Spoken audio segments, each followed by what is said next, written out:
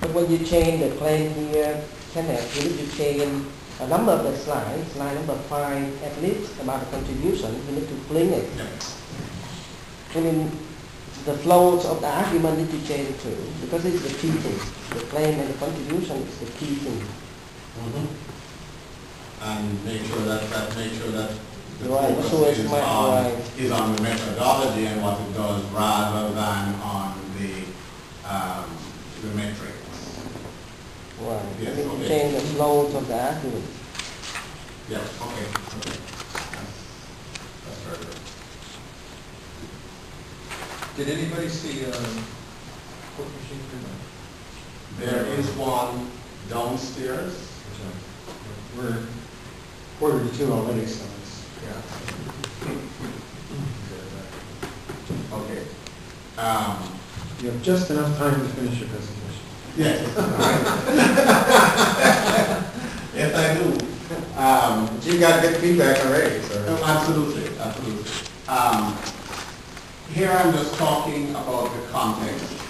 And this maybe should go in the background as well, I'm not sure. But the context that I do this research is in the context of new account fraud. The situation is... The slide is too busy. Too much. Too much text. Make it simpler bullet points. I'm getting lost in reading it, especially with all these abbreviations and so forth. Yeah, okay. And you've got enumerations within the text. Within the text, right, okay. Yeah, new account fraud is simply a situation where when a customer is opening a new account, that's the highest risk time for the bank because they don't yet know the customer. And So say that, highest. You just say highest. high as opposed to highest, okay. And the reason, because the bank doesn't So this is yet- not the context, this is the focus. Okay. You're focusing on new, so you're explaining why you're focusing on new account fraud. That's right. Okay. So, So focus. the purpose of this slide is to explain why you're focusing on new account fraud. Why focus on new account fraud? Or just focus on new account fraud? Oh, that's good. Why focus on new account fraud? Okay. The other thing is that new account fraud is typically much more time consuming and costly to repair than just the other type, which is fraudulent use of existing accounts. Typically when you have new account fraud situations, the literature is, to use a very corny expression, but the literature is replete with examples of the highest losses being in the new account fraud area, not in the fraudulent use of existing accounts. What is this in the third bullet? New account fraud. Say it. Okay.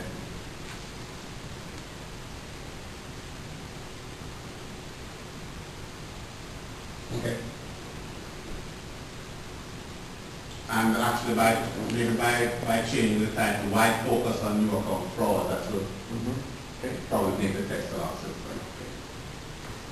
This is the Too small. research model. I can barely read this. I have to lean way forward to read this. Under the, where it says examples, I'm really squinting. Okay. All the stuff in the boxes. See if you can somehow. What points are these? This is a 18 point. 18? No, that's not 18 point. No, you just. What's inside the circles? No. No, sorry, inside the circle is 14. I thought we were talking about one. I thought it was 14, so 14 is what it was. Well, in a slide, yeah, in a slide it's hard. In a slide it's hard. Okay, I can put on my glasses and read here. I can, But you can reduce, like, for instance, the first one, you can just list by document type. Document type. And you explain it later. I could change to say document type and then say repertory with elicitation. Right, work on that. Okay, and this really just talks about the sequence of things that I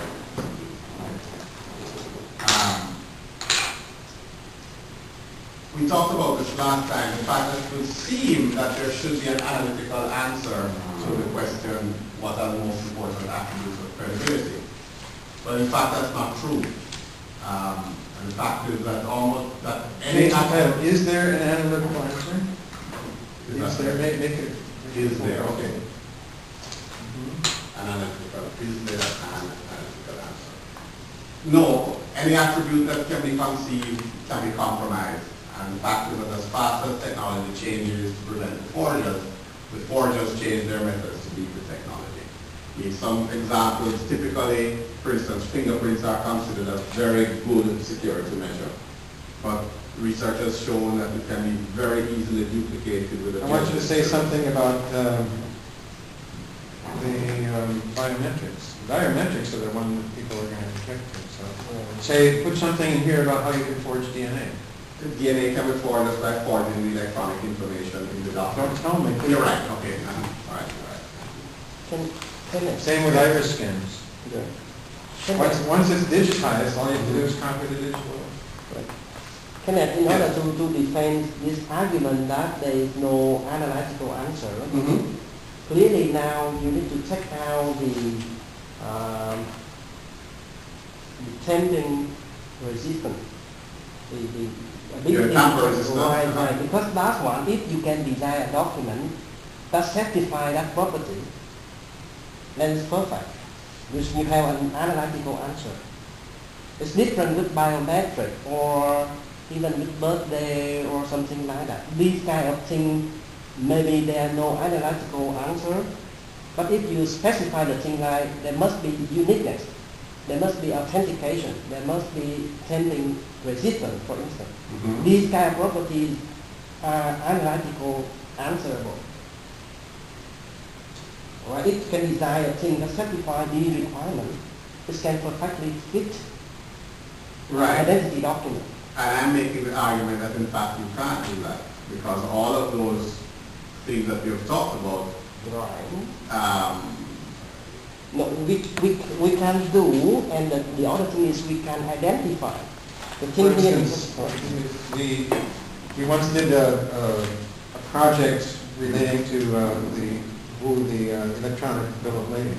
Yeah. And I was working with KPMG, and they were really big on smart cards. And they insisted it was impossible to break the technology of the smart card. And my objection was, if you have a jillion of these, once it gets big enough, it's worthwhile to start to pay some Chinese company to manufacture new ones. Right. Right. I mean, it's true that you can't break a single one, but you can certainly duplicate them with everything. You can copy them, you can extract the information and create a brand new chip. Sure, I agree. Right, I agree. But look at the property here on page 22, the temporal booking, for instance. This is the absolute property. Oh, we have talked about that. Right. That I should change if you put this one here, then the argument to defend that there are no analytical answer may be not strong. And I should change it from tamper-proof to tamper-resistant. No, even like that. Because if you can design the thing that is tamper-resistant, then it's perfect. It's an analytical answer. It's true. Okay, and I'm making an argument that you really can't do that. Right. Compare this one, for instance, maybe I'm not explaining it clear, but compare two examples. Right. Distinguish between tamper resistance and copy resistance.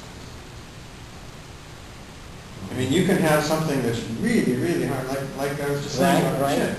You can't, in a jillion years, you can't be encrypted. But you can duplicate it without much problem. Right.